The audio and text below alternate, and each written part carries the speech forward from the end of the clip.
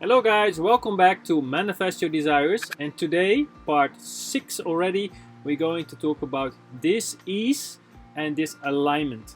So, big topic. If you haven't seen part 1 until 5, I recommend you watching these before. So, what is a disalignment? If you're not aligned, that means actually that you're not fully in tune to your fullest authentic being that you can be. So your higher self is communicating something differently than to what kind of action to act upon than you actually taking with your physical mind as what you think you should be doing. Does that make sense? So if your higher self says, okay, let's do this, let's take a break, let's do this, let's take another job, let's quit this relationship, let's enjoy that, and your physical mind says, no, because it should look like this, because this is how I feel safe, how I feel, well, for some reason, some beliefs that you think it is better to do it, not to learn to your higher self. So what happens? You create a friction in that pipeline between a part of you, your higher self, and the part of your physical mind. They're not working, co-creating well together, and there's always a belief underneath there why they're not fully working together. If you are a full aligned person, then you are in the natural state of ease, and often we have that difficulty of having that because we have not fully allowed ourselves to be fully who we are, or what we want, or what we want to become. And that's often due to, education systems, childhood growth, religion, you name it, what we took up on in our outside world, as in terms of beliefs or thoughts or feelings that do not belong to our authentic being. So every time we see and experience this ease, it's very interesting to check for yourself where you do not fully feel yourself at ease. And it's important because if you are at ease, things unfold much easier, and you can much easier manifest your desires. If you push yourself through to manifest your desires, the joy will just not be there, because it will be more like an effort based against struggle energy to get where you are. And you also push your physical body, because the physical body is not fully aligned, and you ask too much from your physical mind as well, right? So what can happen if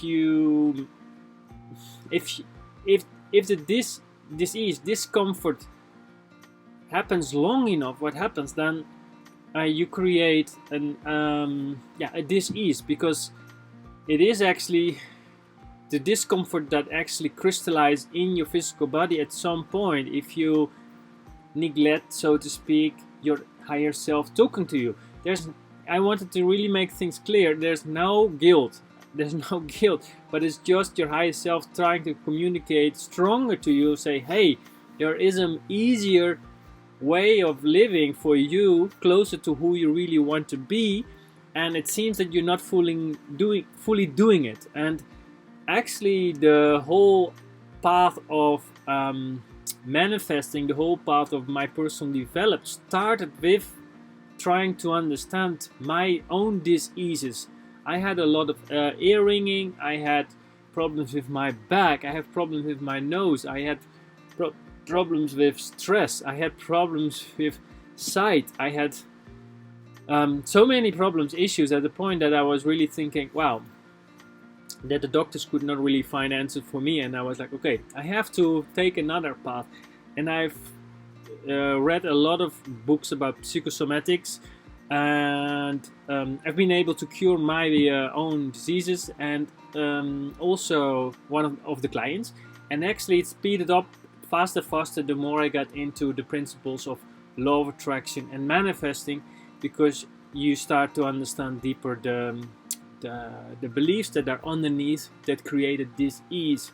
And one of my favorite books is actually this book from Yvette Rose.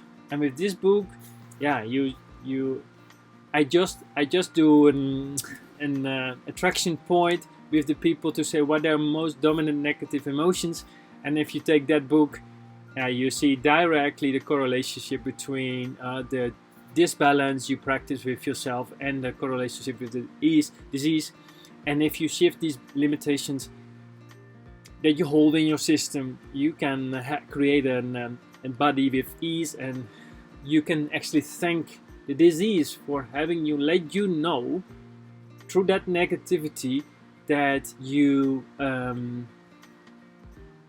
go through the next step. But the thing is, you have to believe that it works like this. But if the clients or the clients do not believe it because the doctor said, okay, you're sick, this is really hard to cure, or they cannot be cured, and they imprint that so deep in themselves, and there's not a strong desire to override that belief, then you cannot cure yourself, because you don't believe that you can cure yourself. And if you don't believe it, then you cannot cure yourself, right? So, but yeah, gurus said that Jesus did that. There are like so many people that help you to create you that you can believe it. So it's also like these gurus and Jesus that helped other people to cure, these healers, so to speak.